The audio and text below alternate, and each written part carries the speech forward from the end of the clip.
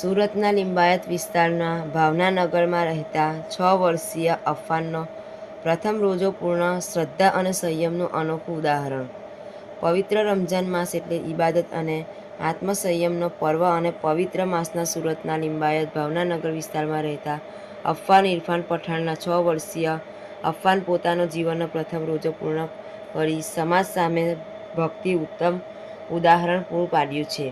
ગરમી વચ્ચે પણ આ માસૂમ બાળકે દિવસભર અન્ન જળનો ત્યાગ કરી મક્કમ મનોબળ સાથે રોજો પાળ્યો હતો. નાની વયે અફાનની આ ધાર્મિક નિષ્ઠા જોઈ પરિવારજનોમાં ખુશીનો માહોલ જોવા મળ્યો હતો. સાંજે ઇફતારના સમયે પરિવારના સભ્યો દ્વારા અફાનને ફૂલહાર પહેરાવી મીઠાઈ ખવડાવી ખૂબ જ લાડકોટથી વધારવામાં આવ્યો હતો.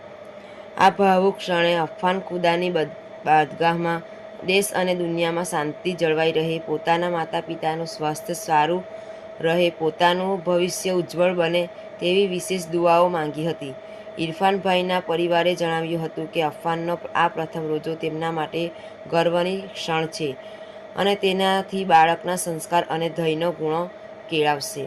આ ઘટના વિસ્તારમાં ચર્ચાનો વિષય બની છે અને લોકો આ નાનકડા બાળકની હિંમત અને શ્રદ્ધાની પ્રશંસા કરી રહ્યા છે.